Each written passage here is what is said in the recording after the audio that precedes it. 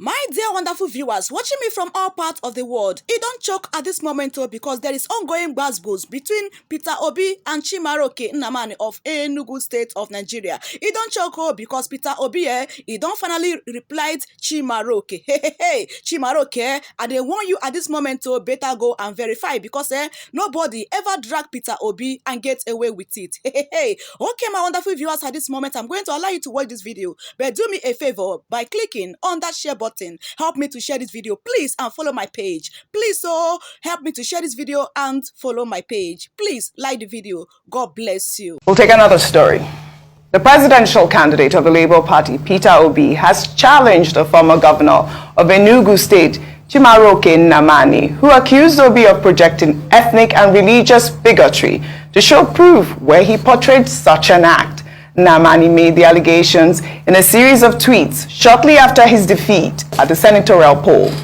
Nnamani accused Obi of using his devious opium served to Christians and to Igbos domiciled in different sections of Nigeria to set the political trajectory of the region 24 years back, and also alleged that Obi used the message of hate, bile, and incitement to subjugate the people of the Southeast. Peter Obi, in response, said that he is the direct opposite of the picture painted by Nnamani and that he has always championed issue-based campaigns. Obi's statement reads in part, "I find it very shocking that you had to label me as an ethnic and religious bigot and as one who indulges in a campaign of hatred. In this instance, I like to state unequivocally that I am the direct opposite of what you said in your statement and what my campaigns have been. I want to believe that my dear older brother must have mistaken me for someone else because in this campaign, I have consistently championed issue-based campaigns and maintained so, even using illustrations and data to buttress my position to the extent that I have been accused of using data wrongly, and media houses had to create fact-check desks just to monitor and address issues I raised during campaigns." For that one, he got that right. Yeah. You know that was Peter Obi's rhetoric the whole time. Go and verify. Wow. But I mean, I think that it is quite irresponsible for Mr. Chimaraoke Nnamani to have put out that tweet. I don't know if we can pull up those tweets that he sent after he lost his senatorial seat. Ayo. All right, so that's his tweet. It's very easy for one to read the litany of tweets by Senator Chimaraoke Nnamani as just rantings of a sore loser. It's easy to see it that way.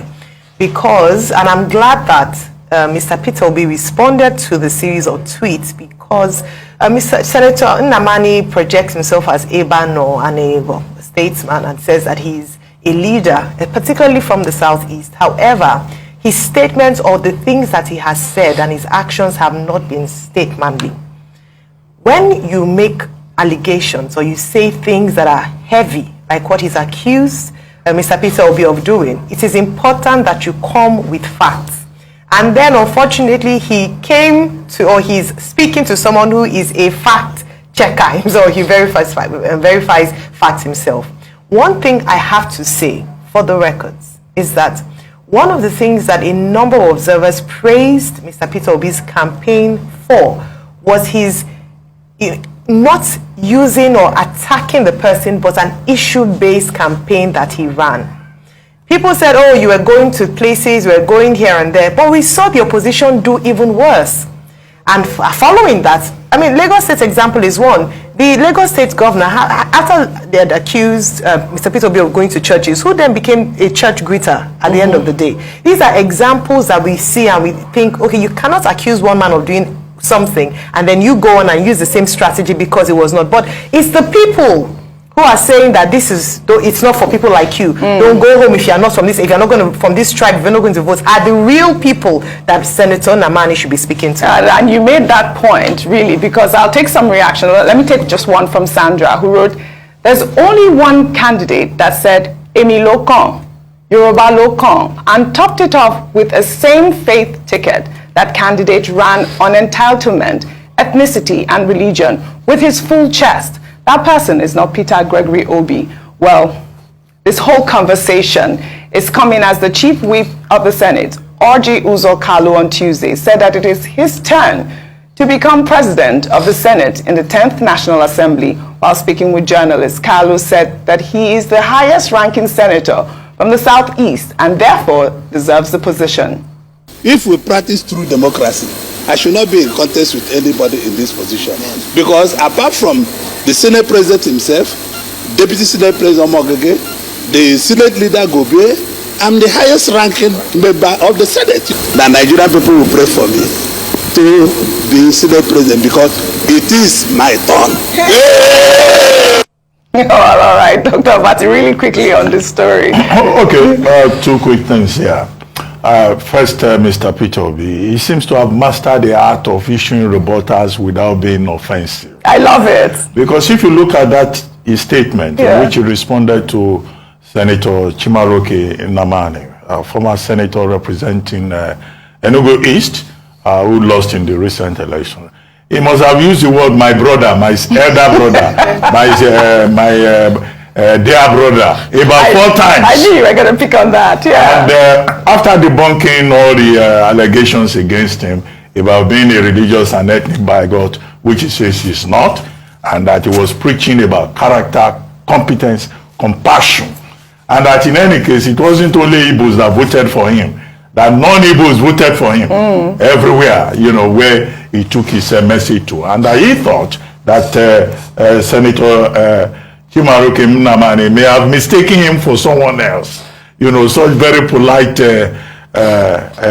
insults. And then at the end of the day, he said, well, Senator Chimaraoke nnamani says he needs some lessons in certain aspects of leadership and needs to go back to school. He ended his statement by saying, why do I have to go back to school when I have my dear brother Senator nnamani knows a lot about leadership? Rather than go back to school, I'll come and learn at your feet. Of course, all of that is tongue-in-cheek, but he was able to make his point. However, I think in this matter, you assert must prove. If you want to push Mr. Peter Obi further, you will tell him, well, sue Senator Chimaraoke nnamani for defamation. Because he has made claims about you that you say are not true. He even called Peter Obi, he referred to him as Gringori. I thought he was going to call him Gringori or Kafo. Gregory. But he said, no, he said Gringori.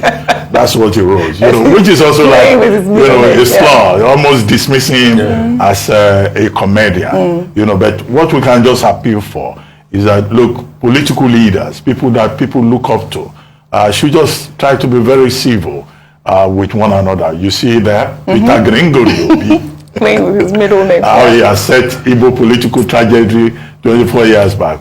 Not many people will agree with that.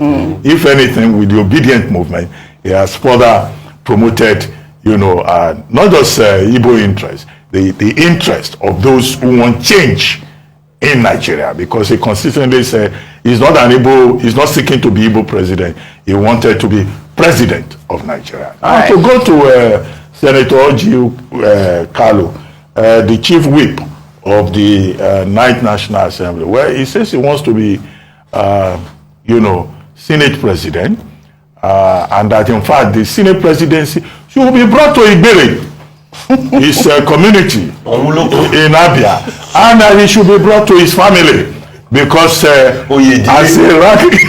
a ranking senator, it is now his turn. Yeah. Emilokon. You know, so this Emilokon is a confirmation of the nature of Nigerian democracy. I mean, Nigerian democracy is turn by turn. And it's turn by turn. I hear now that, in fact, one developing scenario is that when people see a beautiful lady, they just call her and say, ah, my friend, you look good, Emilokon. It's my turn.